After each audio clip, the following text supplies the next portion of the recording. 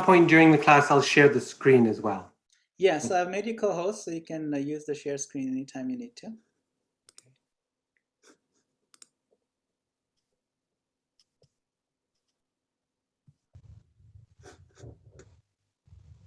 And we have our Yashodalal Prabhu, Hare Krishna Yashodalal Prabhu. He's also our co-host. Hare Krishna.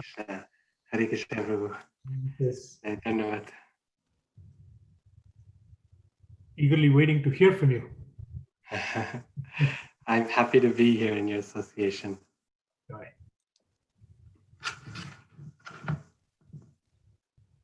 So, Radhika Prabhu, you were ready to go, right? In about a minute or so? Yes, Okay. I'm ready. Okay, 8 o'clock. And we already have quite a few devotees already on our channel, so we can get started.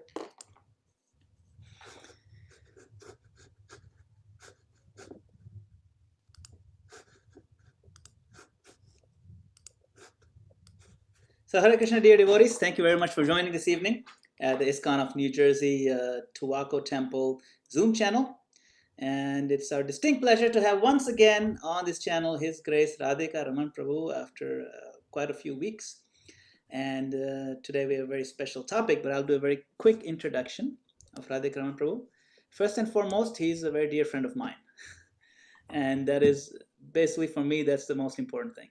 But of course, he's very world famous. He's one of the youngest students to ever receive a PhD from Oxford at the tender age of 22, Oxford University in England. And at the age when students normally enroll in college, he graduated from the Boise State University. He's currently the holder of the Department of Religious Studies, Charles Redd Chair of Religious Studies at the Utah State University in Logan, Utah, where he lives with his wife Amrita Kelly Mataji. He's the son of two amazing devotees, Anantarupa Prabhu and Arudha Mataji, who homeschooled him right from the beginning. And basically him, Radhikaran Prabhu and his brother Gopalhari Prabhu were brought up and studied the Srimad Bhagavatam in depth as part of their homeschooling curriculum. He also holds a degree in mathematics from Boise State University and has received the highest academic honor called the Silver Medallion from the university. He's gone on to do lots of amazing things in ISKCON. He represented Hinduism when the Pope came to visit to the US quite a few years ago. And he also serves as one of the members of the Shastric Advisory Committee of ISKCON. He's published a number of academic papers and as well as some full-length books of an academic nature on Vedanta studies, on the studies on the topics of Jiva Goswami's philosophy.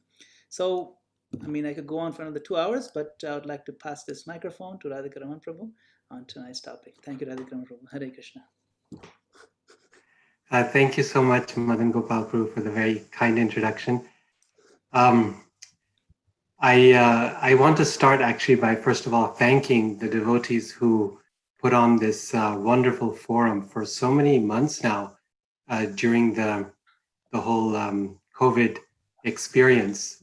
To Nilamani Prabhu, Madan Gopal Prabhu, Yashoda Dalal Prabhu, Jayadvaita Maharaj, who's been anchoring it, and any other devotees who've been involved in organization who I don't know about. But I'm really, really grateful for this forum and want to just tell you, I mean, perhaps you've heard this from other devotees, but how much of an impact you've had, not just on ISKCON Towaco and the community there, but really all over North America and even the world. I know so many devotee friends of mine for whom this is really an anchor in their Krishna consciousness, some place to get association as we are in various states of separation or isolation. And so it's really wonderful. And for my own family as well, on a personal level, it's been such a wonderful thing. The timing is such that we're usually not here live, but we often go back and listen to these lectures regularly on YouTube. So thank you so much personally, and on behalf of so many devotees I know who benefit from what you do. So I'll just begin with some invocation prayers. Om Jnana-timirandhasya Jnananjana-shalakaya Chakshurunmilitam Jena Tasmai Shri Gurave Namaha. Nama Om Vishnupadaya Krishna Preshthaya Bhutale Srimate Bhakti Vedanta Swaminiti Namine Namaste Saraswati Devi Gauravani Pracharine Nirvishesha Shunyavadi Paschatya Deshatarine Vancha Kalpatrubhyascha Kripa Sindubhya Evacha Patitanam Pavanibhyo Vaishnavebhyo Namo Namaha. So my obeisances to all the devotees who are here. So we have coming up next week actually is Srila Prabhupada's Vyas Puja festival. And so I wanted to offer something in relation to that, some meditations. This class is going to be a little bit different than the presentations I've given in the past. Usually my lectures tend to be somewhat thesis driven. They're going in a particular direction to make a point. And today I want to do something a little bit different, which is more of a meditation or reflection on Srila Prabhupada's bhajans and appreciating his Vani in that way through his bhajans. And I'm not going to begin with reading a verse from Srila Prabhupada, since we'll be actually listening to his Vani for much of this session today. So I encourage you to meditate and to think about this through me. And then afterwards, if you have questions or thoughts really, or experiences you'd like to share, I would be very, very happy as well. So, you know, one of the main spiritual influences for me in my childhood is a devotee named His Holiness Ganapati Swami. And he traveled much of the Western United States and still does, although spending, I think, a lot of his time in Arizona, and just really practicing sannyas dharma in a wonderful way by distributing Prabhupada's books and visiting out-of-the-way places in different college towns and campuses. And one of the things I remember in my childhood, he told me on a regular basis, was that each one of us can have a personal relationship with Srila Prabhupada through his Vani, a relationship with Srila Prabhupada through his instructions, his voice, his books, his writings, as personal as a relationship that we might have if he were present with us physically in Vapu, in physical form. And for me, that was very encouraging. I think like many of the devotees on this, hearing this lecture, I never had the opportunity to meet Srila Prabhupada face to face. I was born much after that. And so for me, Prabhupada's appearance was simultaneous with his disappearance. There was always a sense when Prabhupada appeared in my life, when I first remember early memories of Srila Prabhupada and his Guru Puja and everything, then at the same time, there was always a sense of a loss that Srila Prabhupada, I never got to meet him, I never got to see him. And so appearance and disappearance were kind of all together. And for that reason, the assurances of Ganapati Maharaj, as well as my own spiritual master, Hanumat Preshaka Maharaj, that we can have a personal relationship with Srila Prabhupada through his Vani, was something that meant a lot to me and had a big impact in my life.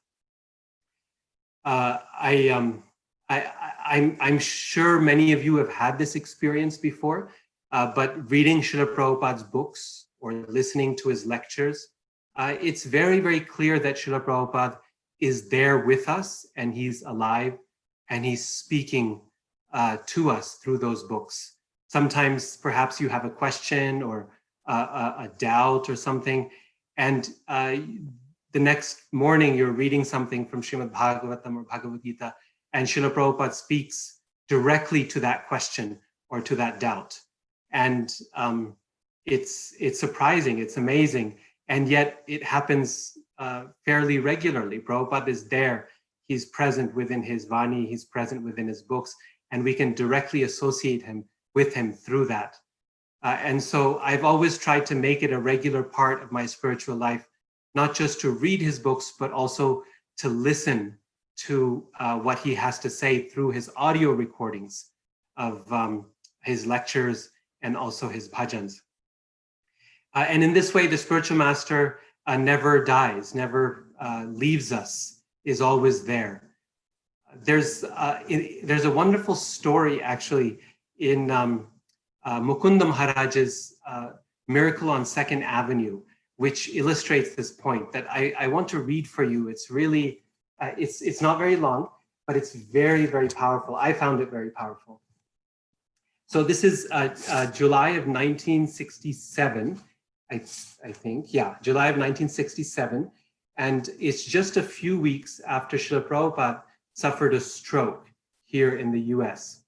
And he has arrived in San Francisco just before the first ever Rath Yatra outside of India. And he's not feeling well. His health is still not good, and he's trying to recover. And at some point, Hayagriva Prabhu asks Mukunda Prabhu, now Mukunda Goswami, to ask Srila Prabhupada a difficult question, okay? And so here's what that question is, and we'll see Prabhupada's response. So this is Mukunda Maharaj writing. He says, actually, so we start off with Hayagriva Prabhu speaking. Hayagriva Prabhu says, he's not concerned about, that is, Prabhupada is not concerned about leaving his body for himself, because he'll go back to be with Krishna, Hayagriva said. But what would happen to the movement if he was to die?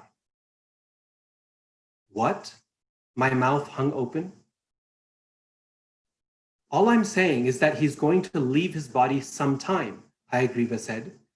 Maybe you should ask him if someone should take over when he dies. Maybe you should ask him, I said. I thought he was being a bit too pragmatic about such a sensitive issue. No, it should be you, Hayagriva insisted. You're the one he talked to about it. Well, actually, no, he didn't, I clarified. I was the one who started thinking about this stuff because of his comment about his body. Prabhupada had said something like this body is meant to pass away and there's only some days left. He had said like that about himself. Whatever the case, we need to know how we should continue our Krishna conscious education. If he's not here, shouldn't we? Hayagriva said. And how we'd keep his movement alive, right? I thought for a few seconds. As blunt as Hayagriva was being about the issue, I had to admit that deep down, I wanted to know the answers to these questions for myself too. Okay, I'll ask him, I said. I guess somebody has to ask about it eventually, and I guess it may as well be me. I knocked on Srila Prabhupada's door. Yes, the Swami said from within, which is how they referred to him at that time. Swami, can I ask you a question? I asked. Yes, he sat down on his bed again. I took a deep breath. When you die, what will happen to the movement? I asked. Will you have a successor who will continue your work and look after our spiritual education? As I heard myself say these words, I realized it had been a mistake to ask this. I saw suddenly that I had been put forward to ask this delicate question on someone else's behalf. The Swami sat silently, looking out the window at the sand dunes in the mountains. It was high tide, and I could hear the waves pounding the beach. Gulls shrieked. I could feel two sets of ears straining from the kitchen to hear his answer. The Swami muttered something quietly. I couldn't hear what you said, Swami, I said carefully. Can you repeat it? Actually, it is an insult to the spiritual master, he said a little louder. He turned away from the window and looked at me pensively, as if he was hurt by my question. I'm sorry, Swami, I said. I felt like shrinking into the carpet. He closed his eyes. Outside, a dog barked. A shallow stream of tears appeared below each of his eyes and flowed over his cheeks. He slowly wiped them away. "My spiritual master," he said, and his voice choked to gravel. I was stunned. What had I done? "My spiritual master," he said. He was no ordinary spiritual master. He paused again and then whispered falteringly, "He saved me." "I am sorry," I said. "I'll go now." I was too overcome myself to say more. Hayagriva and Kirtanananda looked furtive when I came back into the kitchen. I pushed past them and went and sat out on the porch by myself. The Swami's answer was crystal clear to me.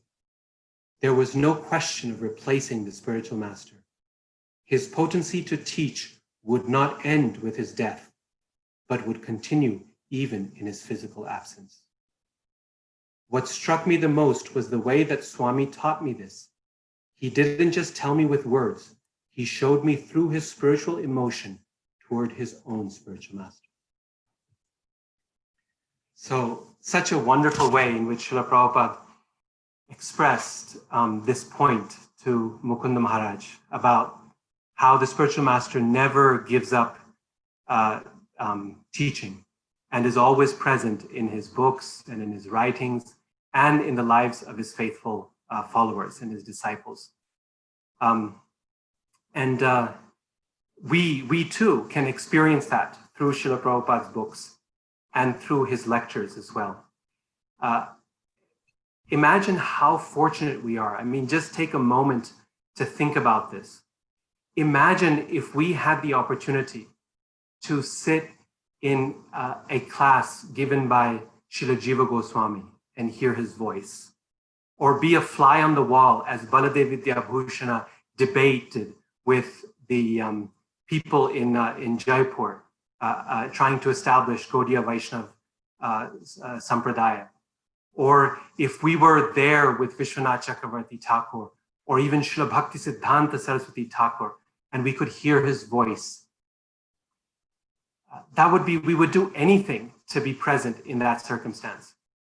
And yet, today we have the opportunity to be there in Srila Prabhupada's classes, to be there with him in video, to be there with him in audio, to listen to his voice, the inflection of his words, the emphasis, the intensity with which he says something, his laughter, his humor, so many ways we can be present directly with him. And in this way, receive his instruction. But not just his lectures, but one of the things that I've appreciated for some time, just really his singing, his bhajans. This was something that was so important to Srila Prabhupada. Recently, I read in the Lilamrita how Prabhupada started recording his own bhajans already when he was in Dr. Mishra's yoga ashram apartment. Prabhupada was recording for himself. And he continued to do that for the rest of his preaching career. He would regularly record his singing, or his disciples would record for him. So this was something that was very important for him. And in particular, of all the different recordings he's done, there's one favorite one that I have. And what I want to do for today's class, a little bit unusual, is I want to play that recording for you. Okay? This is a recording of Sri Sri Shad Goswami Ashtika, the 8 prayers written by Srila Srinivas Acharya.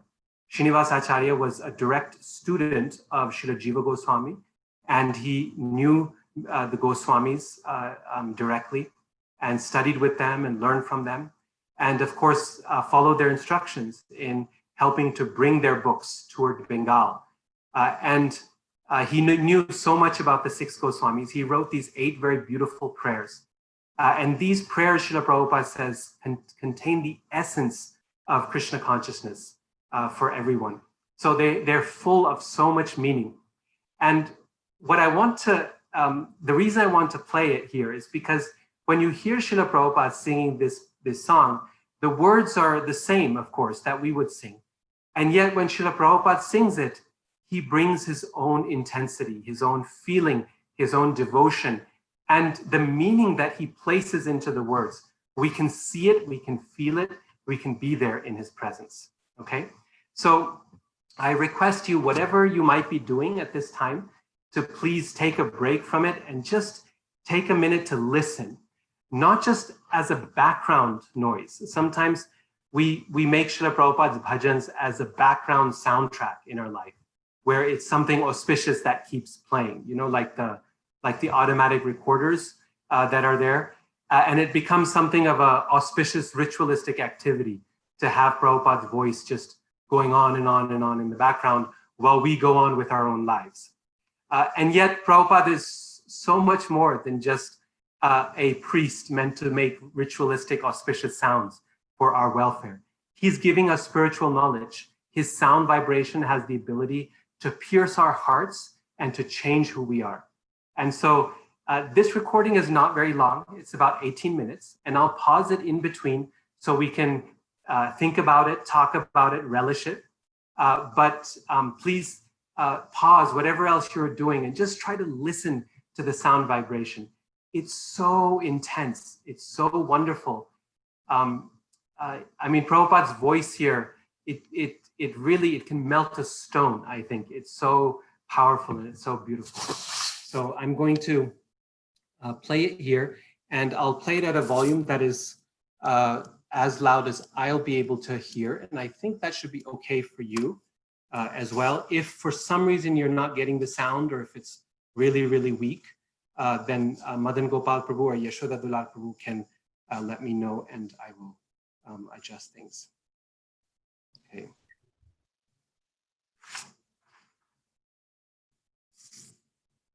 Okay, so Srila Prabhupada, he sang this song. One thing I should mention is he sang this song many, many times. We have at least 4 different recorded instances of him singing this bhajan, as in recordings, but then there's also other recordings of him singing it before initiation lectures, for example. So this was something that this bhajan he recited on a regular basis, and he sang also. Very, very dear to him. He said many wonderful things about this. And he quoted from the words of Six Goswami Ashtaka repeatedly, again and again and again, in his lectures and also in his books. It's a wonderful song. Now, please listen. I'll play it now.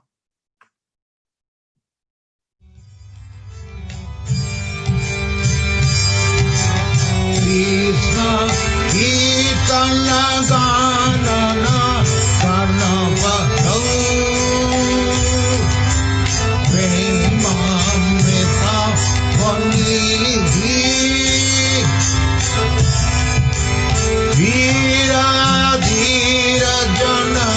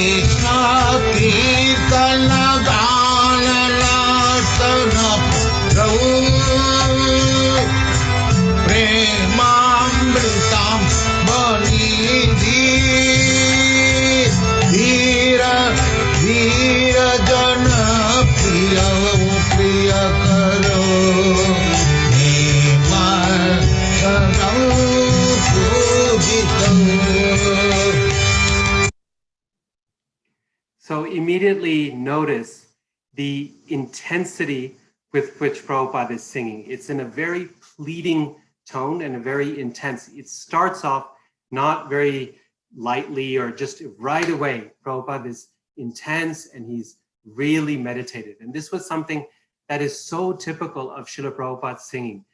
Any tape you hear of him, he's fully focused, and perhaps you've seen a video of him also singing, and he's singing and intensively, and his head shakes from like this as he's playing the harmonium or as he's playing kartals. The closest thing I ever came to listening to Srila Prabhupada singing was once on a visit to Sharanagati farm. And I was attending a class by Yamuna Mataji. And she, at the end of the class, she was talking about Srila Prabhupada's bhajans. And she said that Srila Prabhupada's, one of his favorite bhajans was Hari Hari Bifale, Janama Goyainu. And she said he used to sing, she saw him singing it once, and she said she sang it like this. And then she proceeded to sing the bhajan in the same melody and in the same voice and style as Srila Prabhupada, with her head shaking and intensity. And it was so powerful. It was really her replicating that singing was the closest thing I think I ever came to being physically present and hearing one of Srila Prabhupada's bhajans. It was very, very intense. But that intensity you can see is there always. Anytime Srila Prabhupada sings his bhajans, he sings it with full focus and not as a casual, ritualistic thing that sometimes happens. Now here, notice how he repeats that first line twice. Krishnot kirtana gana nartana paro, premamritam bho nidhi, right? And these words, Krishnot kirtana, if we know what Prabhupada is singing, you see every time Srila Prabhupada sings, he sings with meaning. He knows exactly what he's singing and what those words means. And so he's able to express intensity and feeling because he understands what he's singing. These words particularly, Krishnot Kirtana, he'll repeat this again and again throughout this recording. We'll see he'll come back to this. And the word here itself, Krishna, but it's not Krishna Kirtana, it's Krishna Ut Kirtana. And in Sanskrit, if we add this prefix ut, it means singing out loud, but more importantly, crying out. Krishna Ut Kirtana means to cry out to Krishna. Or another meaning is to proclaim. Ut Kirtana means to proclaim. So Prabhupada, this is his mood of preaching, of calling out to Krishna. He's crying out and he's proclaiming to the world what is Krishna, right? So Krishnot Kirtana Gananartana Paro Premamritam Bhonidhi Dhira Dhira Janapriyo. These words, Dhira Dhira Janapriyo, Prabhupada repeated very often. He quoted in his classes. It describes the Goswamis and how they were dear, Priya, to those who were Dhira, very sober and self-controlled, and Adhira, those who were not self-controlled, those, the gentle and the ruffians, as Srila Prabhupada translates this verse, the gentle and the ruffians. And Prabhupada explains that Srila Sanatana Goswami in particular was so dear to the people of Vrindavan, the villagers, that even when a married couple would have a family fight between each other, they would come to Sanatana Goswami and ask Baba for his advice. And whatever decision he would make, Prabhupada says, whether the decision was right or wrong, any decision he made, they would accept it because they loved him so much. He was Dhira Dhira Jana Priyo, Priyakaro, so dear to everyone. Why? Nirmatsaro, because he had no envy of any living being whatsoever. Okay? So now Srila Prabhupada will continue with the second half of this verse.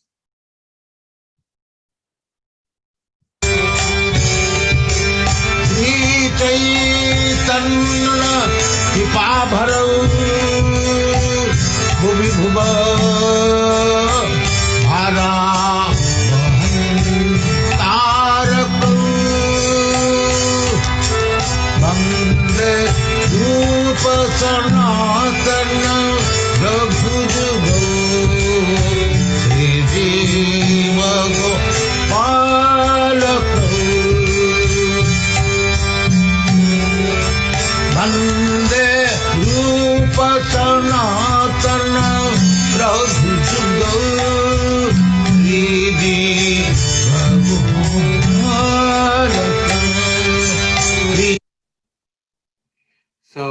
now Prabhupada has finished the verse, but he will come back one more time to savor this verse, okay?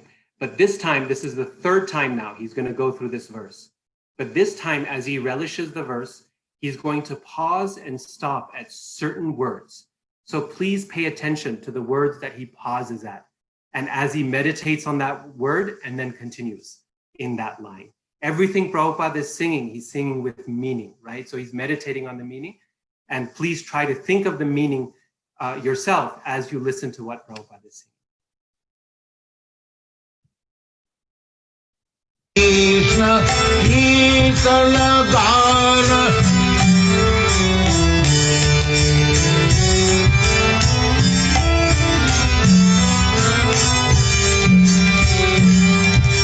Krishna, Kirtana Gana, Bhaktana Paramu, Prema, Metamani,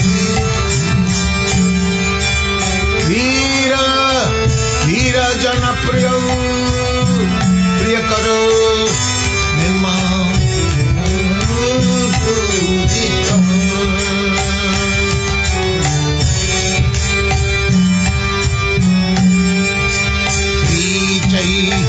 Tanna Kripa Bharau,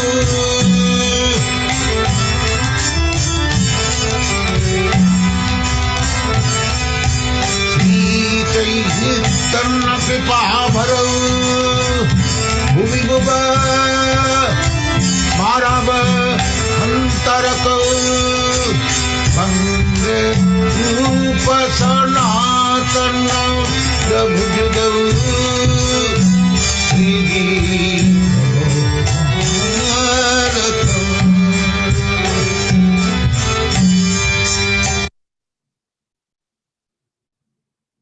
Okay, so Prabhupada has noticed how he stopped at two phrases. Krishnot Kirtana Gana Nartana.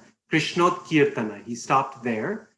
Krishnot Kirtana Gana, and meditated on that. And then the second one he stopped at was Sri Chaitanya Kripa Bharo. That the six Goswamis, they are full, they're carrying the mercy Kripa of Lord Chaitanya. Sri Chaitanya Kripa Bharo. And they're giving this mercy, bhuvi bhavo, to everyone on this earth. They're passing it.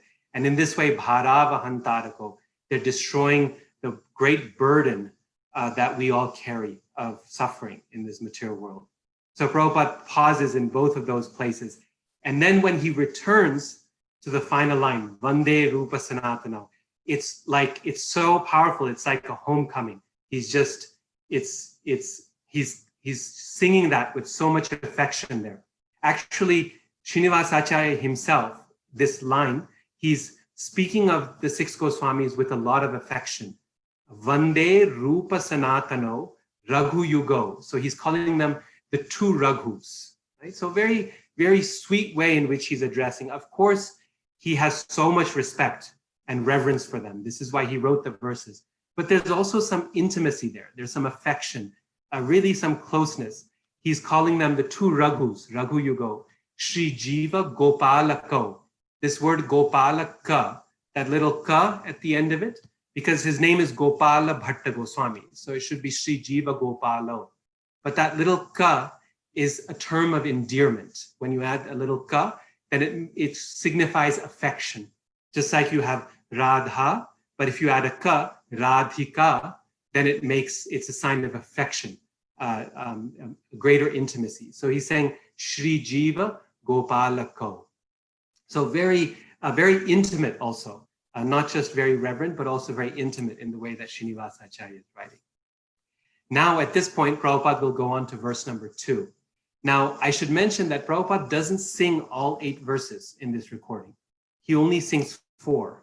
1, 2, 4, and 8. Okay?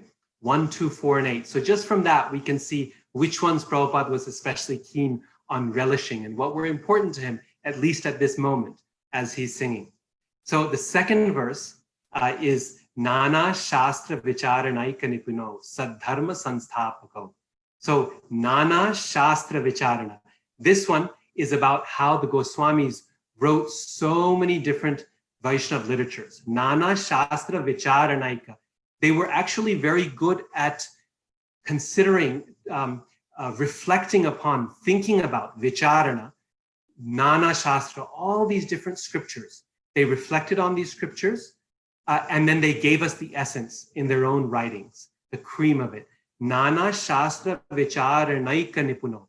That little aika, Nana means many, Shastra, scriptures, Vicharana means reflecting, considering, Nipuna means very expert. They were expert at doing this. But that eka, that little eka there, Vicharanaika Nipuno, means that they were uniquely expert. That basically no one was as good as they were in terms of reflecting on the scriptures. And then what did they do by such reflection? Saddharma samsthapako. They established what is true religious principles, Saddharma, for the benefit of all of humanity. Saddharma samsthapako. Now listen to the way Srila Prabhupada says, Saddharma samsthapako, the way he sings it. He says it with so much force, as if this is it. We're talking about the absolute truth here. And of course, this was so important to Srila Prabhupada's own mission, right? This establishing of a writing of Vaishnava scriptures. So listen as he sings this verse, the first part of it.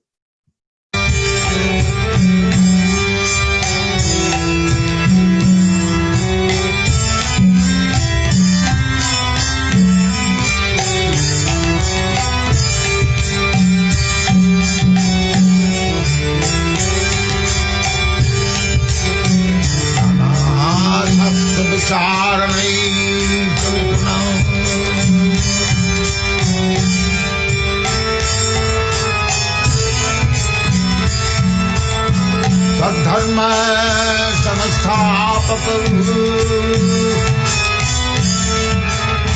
lokanam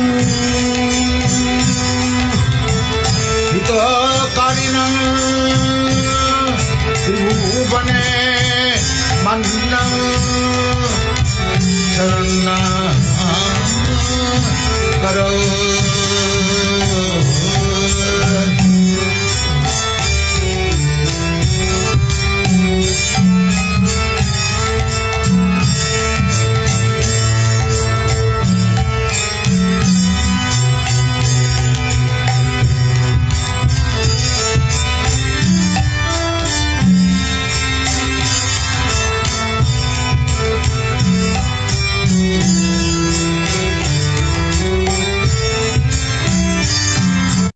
So just as he did with the first verse, he sang the first two lines, and now he's going to come back, and there's a long meditative pause, and then he goes on now to the second half of the verse.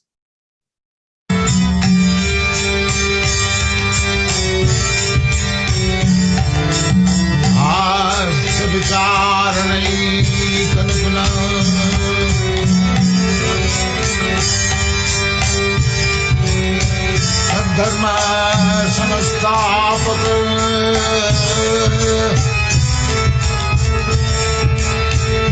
lokanam hitakarinam tribhuvane mandam sarana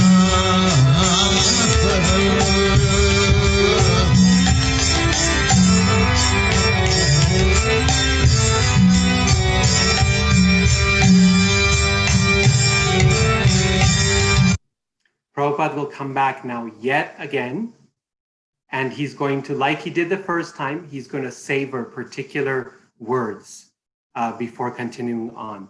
And this time it's the words Shastra Vicharanaika Nipuno. The Goswamis were so expert at reflecting upon, writing about the various scriptures. And he'll pause there again.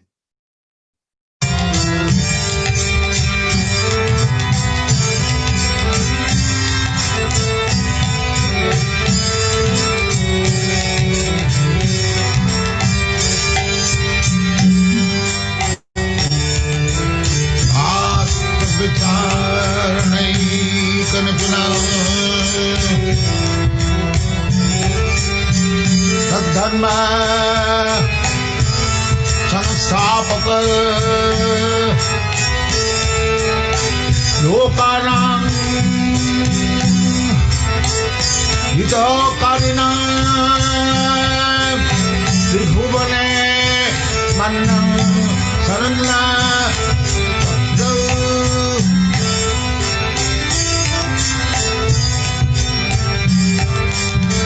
Shri Chaitanya कृपा बरौ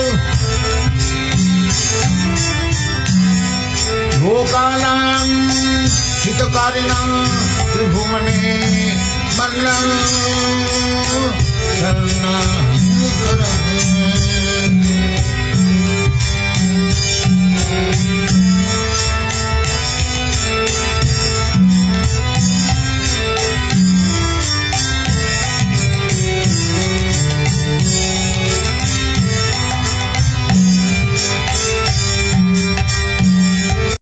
Okay, so we know how important this was for Srila Prabhupada. Nana Shastra Vicharanaika Nipuno, writing the Vaishnava scriptures and distributing them everywhere. I mean, this is what he spent his time doing at the Radha Damodar temple, was meditating on the scriptures, writing Srimad Bhagavatam, translating. This was the instruction he received from his spiritual master to write and preach in English, to translate these books for the benefit of the world. That got this whole movement started. This is what Prabhupada did on his own, distributing Back to Godhead magazines in the heat of Delhi. This is how he financed his first year in the United States when he had nothing, no supporters, no followers, was just by distributing sets of his Srimad Bhagavatam for a few dollars. This is what he spent nights doing as he traveled the whole world, waking up in the middle of the night to translate these books and establish what is the real religion. And this is what Prabhupada did till the very last moment of his life, right? Jayadvaita Maharaj, Pradyumna Prabhu, they were assisting him, and he kept on translating and commenting upon Srimad Bhagavatam, specifically Brahma Vimohan Leela. So this was Prabhupada's life, these books, and establishing that real religion through reflection upon the scriptures. So when Prabhupada sings this verse, he really, really does know what he's singing, and he's really singing it very powerfully. He's directly following in the footsteps of the Six Goswamis, who started this process in our Sampradaya of writing wonderful Vaishnava scriptures. So Prabhupada is not done with this verse yet. One more time, he's going to come around to this verse, okay? And so let's listen with him one more time. And as he sings this line, the first two lines, he's gonna then now move on to the third line finally. And he does the third line very quickly, Radha Krishna, but listen to the way he says Radha Krishna. He calls out to Radha Krishna no less than 3 times before he moves on with this verse, before he's done with it. Okay, so the third line, don't miss it. It comes quickly, but it's not any less intense. But notice the words that Prabhupada repeats. And after he's done with that, I won't pause it. Prabhupada will go back and he will sing the first verse again as a refrain, okay? And then I'll pause it after that.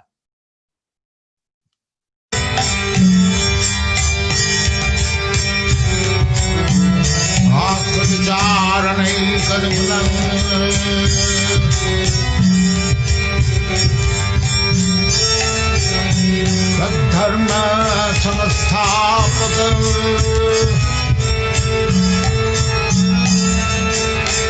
lokanam hitakarnam tribhuvane mannam sarnakaram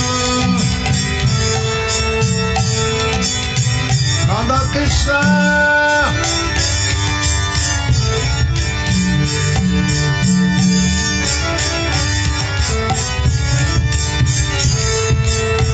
Radha Krishna Padara Vindau Bhadanam Nitau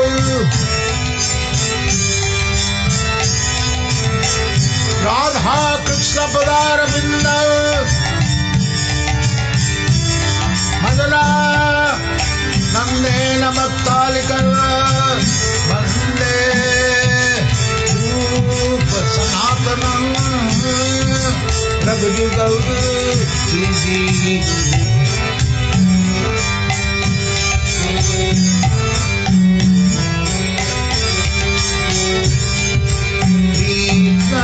Kitana Dana Nantara Parau Prema Maniti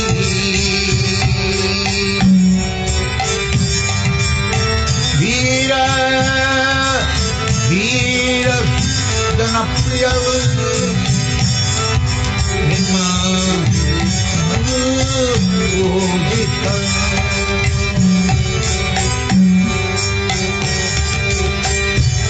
Chaitanya Prabhavarau Bhubhuva Haramanta Rakau Bande Rupa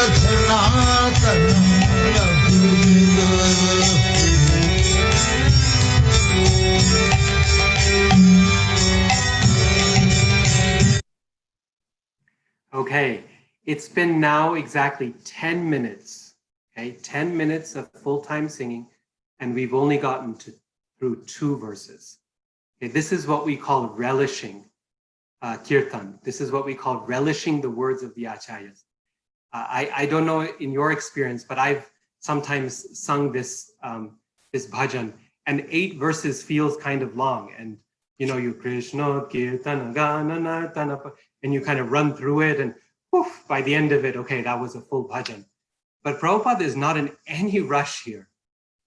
2 verses, 10 minutes, and we're just through 2 verses, because he's going over, it's like eating a sandesh or a piece of cake. He's relishing it and turning it around and relishing it this way and that way. And finally, after 10 minutes, 2 verses are complete. And now Srila Prabhupada is going to skip verse number 3, and he's going to go to verse number 4, okay? And this verse is really famous. Prabhupada quoted it many times. Tyaktva turnam ashesha mandalapati shrenim sada tuchchavat bhutva dina ganeshakau karunaya kaupina kanthashito.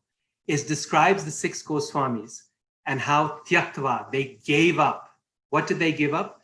Tyaktva turnam ashesha mandalapati. They were the lords of mandala, of great societies, of social circles. Like we talk about having influence in your social circle. So this is literally that circle. Mandala means a circle. Ashesha mandala. But these were no ordinary social circles like you and I have. These were social circles that were influencing practically the politics of India at that time. That was the social circle. Ashesha mandala.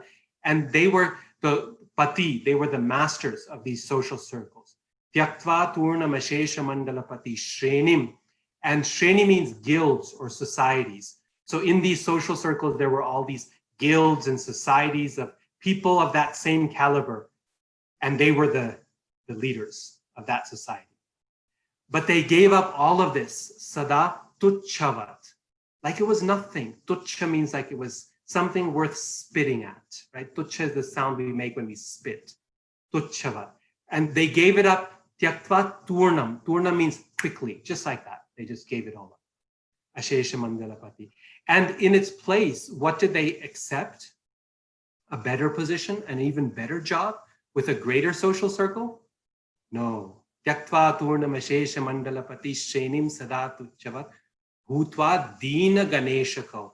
They were still masters, lords, but this time they were the lords of poor people, ganeshako. That is, they were the poorest of the poor. Dina ganesho ko karunaya kopina kanthashito. Accepting kopins, okay, which is the traditional form of underwear, and kantha. A kantha means a wrap, like a quilt, but it's a wrap that's made from old clothes. So if you take old dhotis that have holes in them and you layer them one on top of the other so the holes don't match up, and then you sew them together, and you can make a kantha. It's an old quilt made from leftover clothing. That which they wrapped around themselves, and copins. That's what they exchanged for their boatloads of gold and all their respect and position. Why? Gopi bhava rasamrita abdilahari. Because they were going to get something much, much better they were after. But that line we'll come to in just a minute when Srila Prabhupada comes to it. Okay? So listen now to those to this verse, verse number 4, the first part of it.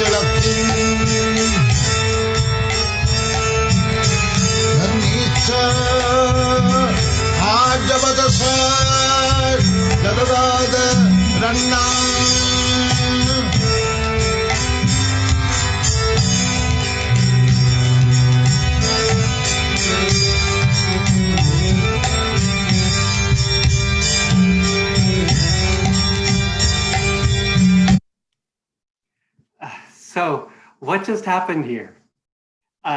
He wasn't singing the verse that we expect him to sing at this point.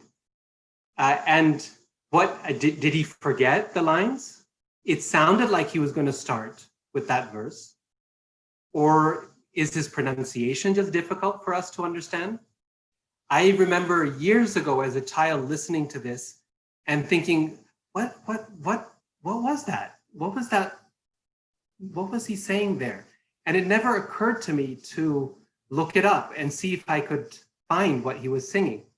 And in fact, Srila Prabhupada is not at all singing anything from the 8 verses of the Six Goswami Ashtaka. He's singing another verse from Srimad Bhagavatam, okay? And this is the verse. It's Canto 11, Chapter 5, text number 34, okay? So this Canto 11, Chapter 5, text number 34. And when you hear the verse, you will recognize some of the words that Prabhupada just sang. It goes like this. Tyaktva sudustyaja surep sitarajya lakshmin dharmishta arya vachasa yadagadharanyam maya mrigam dayetayep sitamanvadhavat vande mahapurushate charanarvindam. So Prabhupada only sang the first 2 lines of the verse. And this verse is really important for our sampradaya. It occurs in Srimad Bhagavatam in the 11th canto. The sage Karabhajana is speaking this verse in answer to a question about how one should practice religious principles in this age of Kali. And 2 verses before this is the famous verse predicting Lord Chaitanya's appearance. Krishna Varnam Tvisha Krishnam Sangopangastra Parshatam. That in this age, Yajnai Sankirtana Prayat, people will worship the Lord. Those who are intelligent will worship the Lord through the process of Sankirtan as given by Krishna Varnam Tvisha Krishnam, that Lord who is Krishna himself, but has a complexion that is exactly opposite of Krishna's. He's golden, not blackish. So that verse, 2 verses after this, we get another verse describing Lord Chaitanya's appearance. And this verse, beautiful, Vande Mahapurushate Charanarvinda. I offer my obeisances to the lotus feet of that Mahapurusha, that Mahaprabhu, who Tyaktva Sudustyaja Surepsita Rajya Lakshmin. He gave up Tyaktva. What did he give up? Surepsita Rajya Lakshmin. He gave up an opulence and a beautiful wife who was desired even by the demigods. Right? That kind of opulence the Lord gave up. Tyaktva. And what did he do? Yad Agad Aranyam. He went to Aranya, that is, he took sannyas. Metaphorical way of saying he went to the forest, he took sannyas. Dharmishta Arya Vachasa. Maya mrigam dayata epsita. He's doing this. Why? Because anvadhavat, he's running after those living entities who are running after Maya. Maya mrigam, those who are running after Maya. That's us. Anvadhavat, he's running after us as we run after Maya. Why is he doing this? Dayataya, out of compassion, out of mercy. So Prabhupada is reciting this verse about Lord Chaitanya Mahaprabhu, remembering how Mahaprabhu gave up everything out of compassion, and connecting it with how the Goswamis followed in his footsteps and gave up everything out of mercy or compassion for the living entities. It's amazing how Prabhupada is bringing these two things together, but it's not the only time where he does it. If you look at a purport in Srimad Bhagavatam in Canto 6, the story of Dadichi Muni, there's a verse there also and a purport where Prabhupada describes how Dadichi Muni is talking about how life is worthless. It's pitiable if we don't spend our lives for the benefit of others. If we don't do something for the welfare of others, he says, even the immovable living entities, like the trees, will pity us. They'll laugh at us. How useless is our lives. We cannot do anything for others. So in response, in explanation of that, Prabhupada in the purport, he says, just see how Lord Chaitanya Mahaprabhu sacrificed everything, just like Dadichi Muni is saying. He sacrificed everything out of mercy for the living entities. And he quotes this verse from Srimad Bhagavatam. And as soon as he quotes this, he says, and the six Goswamis followed in his footsteps. And then he quotes the verse we are going to hear, Tyaktva Turnamashesha Mandala. And then in multiple lectures, Prabhupada does the same thing. Whenever he hears, not whenever, but many times when he hears this verse, Tyaktva Turnamashesha Mandalapati, about the Goswamis, he will then connect it to this verse about Lord Chaitanya. You see the intensity, the meaning with which he's singing this song. It's not just a song for him. He's connecting it. He's bringing in so much from the scriptures, from Srimad Bhagavatam, and understanding it, relishing it, analyzing it as he's singing it. So now that we've heard this verse and we've remembered Sri Chaitanya Mahaprabhu and his wonderful sacrifice for the benefit of the living entities, out of compassion, dayataya. Now, finally, let's hear about the six Goswamis and their giving up this world out of compassion, karunaya, for us, for the living entities. So now we come to verse 4.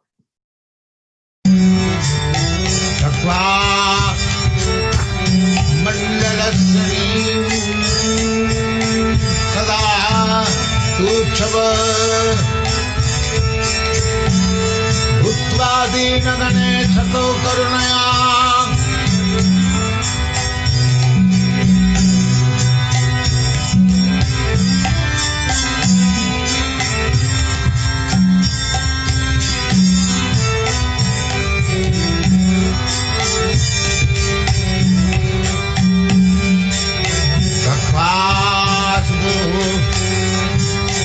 Mandal पंचनी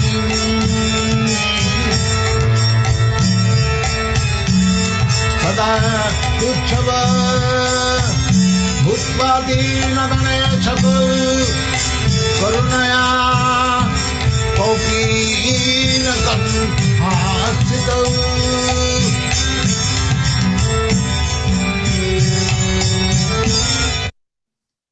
So notice which words Prabhupada paused at. Bhutva Dina Ganeshako Karunaya. That's where he stopped. And these are the words which mean that they gave up everything. They became poor out of mercy for the living entities. In fact, the 3 verses that Prabhupada has chosen so far, they all reflect the same theme of mercy for the living entities. The first verse said, Bhuvi Bhuvo Bharava Hantarako. They're doing this Krishna Kirtan. Why? To relieve the burden of the living entities. The second verse talked about them writing the scriptures, so many books. But why were they doing that? Lokanam hitakarano, for the benefit of all the people of this world. Right? And now, why are they giving up everything? Dina Ganeshako Karunaya, out of mercy. Each one of the 3 verses says they do different things. They sing and dance. Why? For us. They write scriptures. Why? For us. Now they're giving up their wonderful, comfortable lives. Why? For us. Okay? So we can see Prabhupada's mood as a preacher. And then we can reflect on his own life, right? Prabhupada gave up his material life, his activities in this world. Why?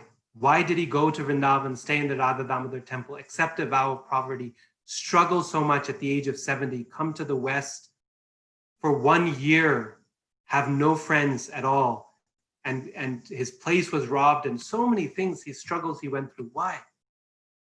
Karunaya, out of compassion, out of mercy for all of us. Right? So that stream of mercy is continuing. It's a theme that continues so nicely over these first 3 verses.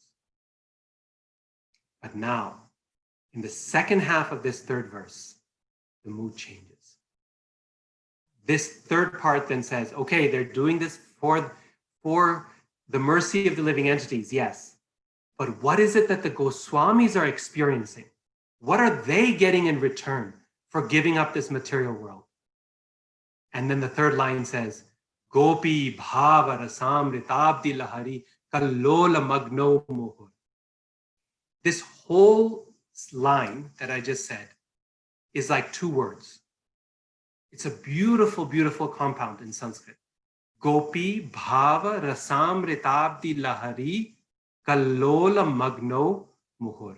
Again and again, muhur. They are magno. If you want to read long Sanskrit words, you have to read them backwards. Okay? So magno, they are drowning.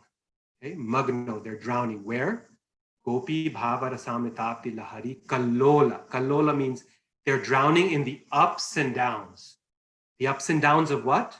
Lahari, the waves.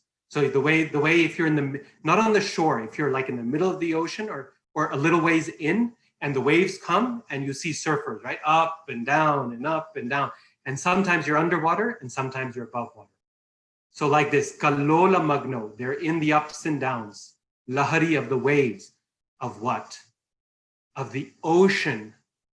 Gopi bhava rasamrita. The ocean of what? Amrita, nectar. But the nectar of what? Bhava, emotions. But emotions about what? The gopis. Their emotions. They are feeling again and again, right? So the whole word is gopi. It's about the gopis. But to describe that, Srinivasacharya puts 6 words after it. Gopi, bhava, rasa. I forgot the word rasa. Not just the nectar, but the nectar of these mellows, of these relationships, of these intensified emotions that are then manifest as these bhavas, these feelings. Gopi, bhava, rasa, amrita, abdhi, lahari, kallola, magno. That's the number of words he's piling on to describe something very simple, that they are experiencing ecstasy of love of God. But to describe that ecstasy, 1 word is not enough, just bhava. You can feel that emotion coming out. Gopi, bhava, rasam, ritabdi, lahari, kallola, magno, and then they're going up and down, not once, not twice, but muhur, again and again. So now, as Prabhupada turns to this, then you can feel that. His mood changes, it intensifies, it becomes more intimate as he meditates on this more intimate side of the Goswami's spiritual lives. So far, we're talking about their preaching activities for the benefit of the world. And now, something about what's going on inside their hearts. So let's go with Srila Prabhupada into this world, or at least stand at the shore and watch him go.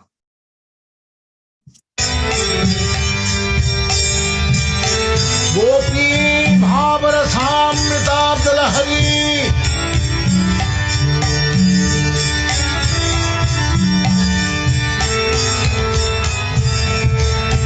Gopi bhavara samritabda lahari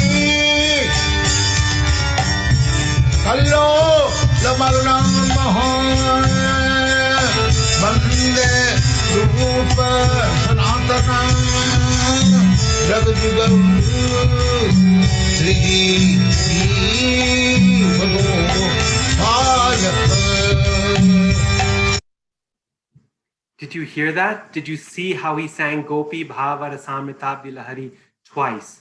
The first time he emphasized the word Gopi, and the second time he emphasized the word Lahari, or waves.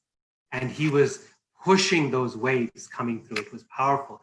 It was amazing. And now these waves will carry him all the way to the fourth and final verse of this rendition that he gives. The waves of Gopi Bhava, this feeling of the gopis, carry him to the fourth verse. And the fourth verse, the eighth verse is the final and most intense, where Srinivasa Acharya sings, He Radhe Vrajadevike Chalalite, He Nanda Suno Kuta.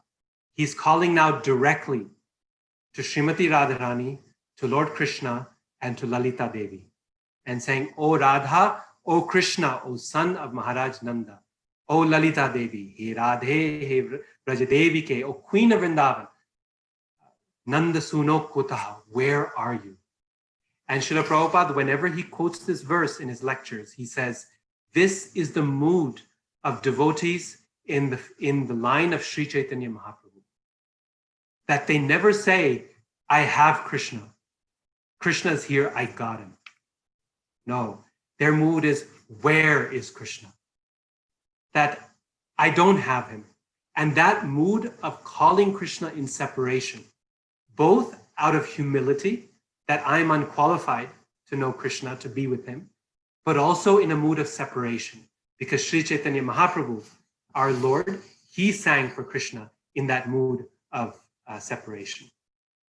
So now it's very difficult for me at least, to understand Srila Prabhupada's mood here, but we can appreciate, at least from a distance, we can see where he's going and just appreciate how deep his emotions are, his feelings are, his bhava is for the Lord.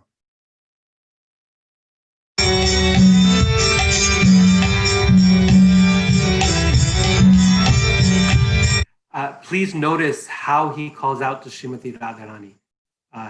How long he draws it out, his call to Srimati Radharani.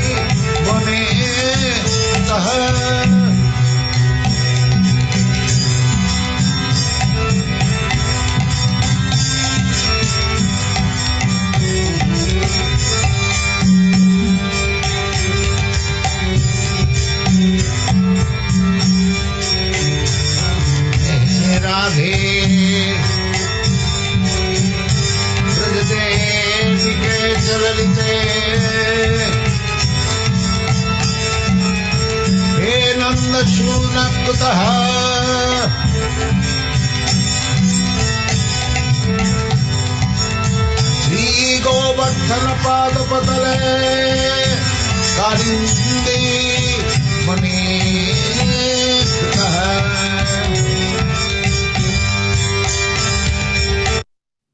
Okay.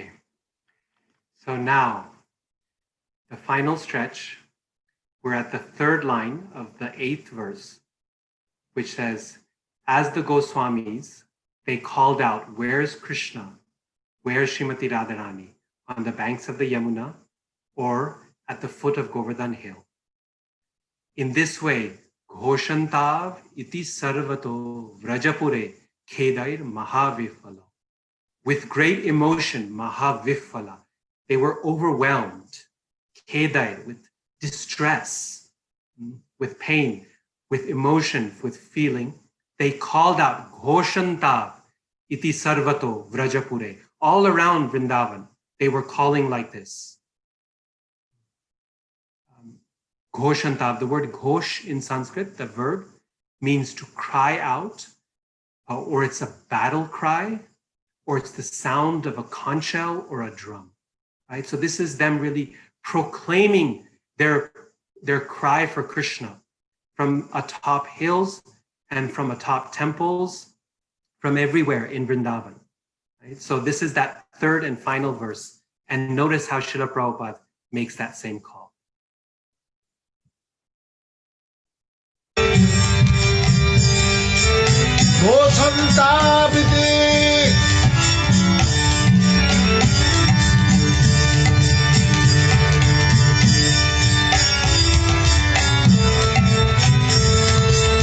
Ghoshantabhite sarvato vrajapure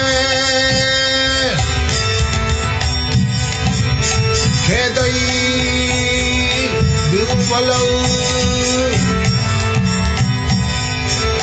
bande rupa sanatana raghujal Sri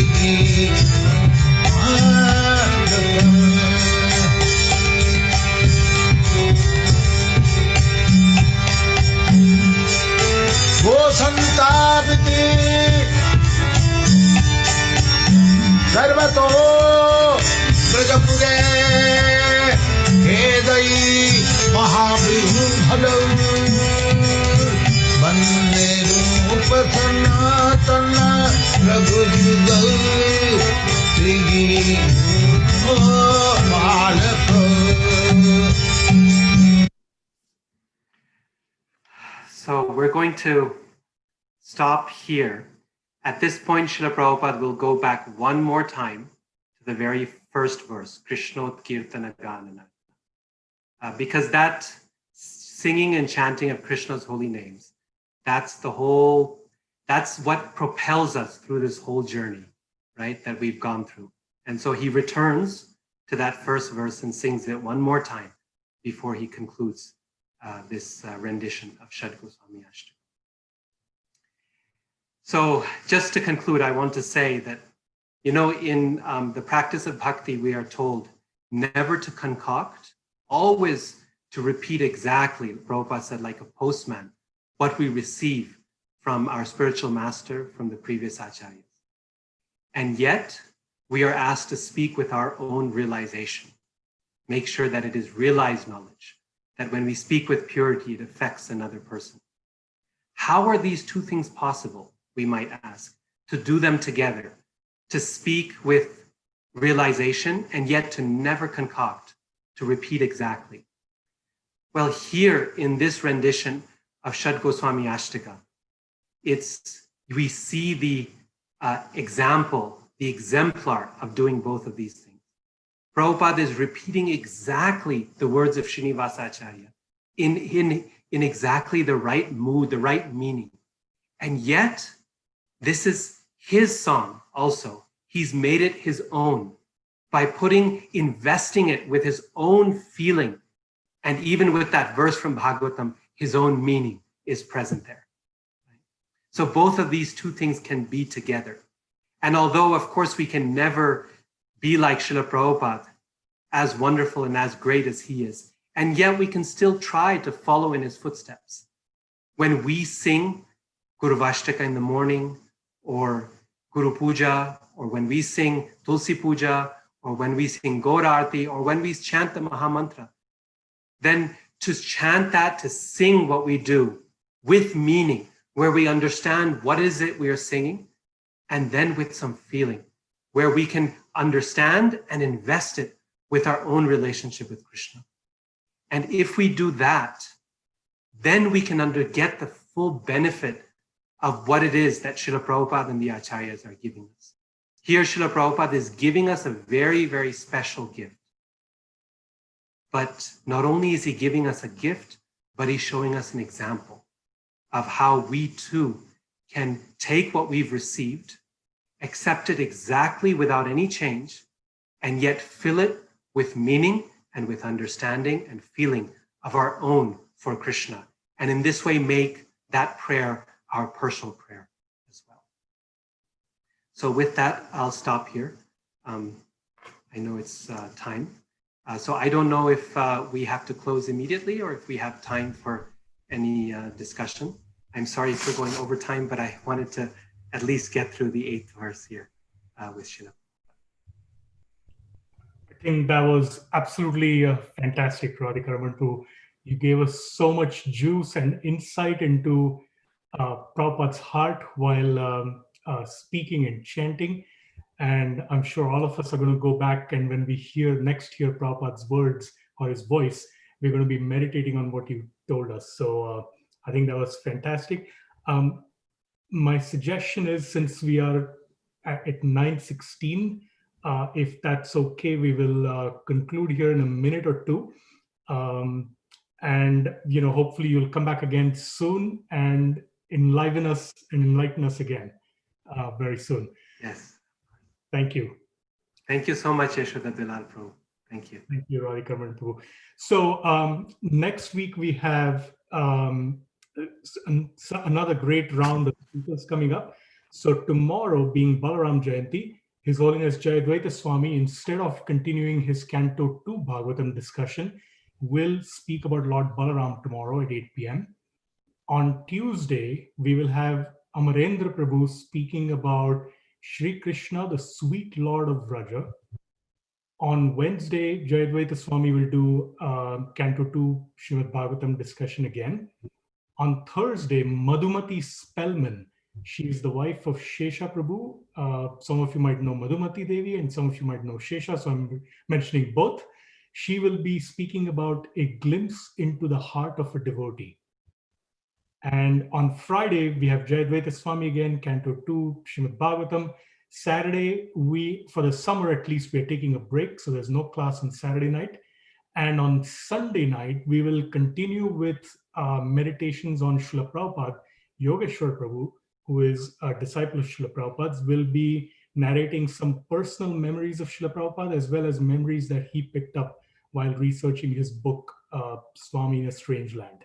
So there's another strong week coming up on this channel, 8 p.m. New York time every night. It's 5:30 in India and 10 a.m. in Sydney. And in Portugal, where Vijay Krishna Prabhu dials in every day, it's 2 a.m. at the start of the program. So thank you very much. And now we'll briefly open up the Zoom channel for everyone to say thank you and Haribol to Radhika Raman Prabhu. Hare Krishna. Hare Krishna, Radhika Raman Prabhu. This is Nilamani Dasa. Unfortunately, my video doesn't seem to be cooperating. But thank you for joining, and thank you for another wonderful, wonderful class. Srila Prabhupada's rendition, but it was really Radhika Raman Prabhu's rendition of Srila Prabhupada's rendition. So it was very, very nice and relishable for us to just understand a little bit about how to appreciate Srila Prabhupada and his mood. Thank you so much, Prabhu. Hare Krishna. Thank you so much, Nilamani Prabhu. Hare Krishna. Thank you. Thank you. Very unique class. Thank you so much, Prabhuji. Wonderful class. Dandavat pranam. Hare Krishna. Thank you very much. So relishable. Hare Krishna. Hare Krishna Prabhuji, thank you so much. Very nice class. Radhika Raman Prabhu? Yes. Wonderful class, so complete, so profound, and so exact. Lots of love from Portugal. Wonderful service. Haribol Prabhu. Hare Krishna, Hare Krishna. Hare Krishna. Thank you. Radhika Raman Prabhu, thank you very much. Nice class. Very unique. Thank you. Thank you.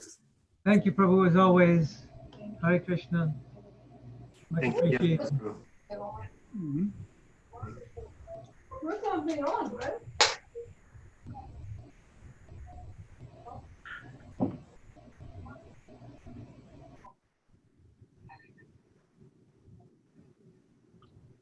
Thank you all, everyone, for this opportunity. I hope to have your association again in the near future. Srila Prabhupada ki jai. Thank you. Hare Krishna.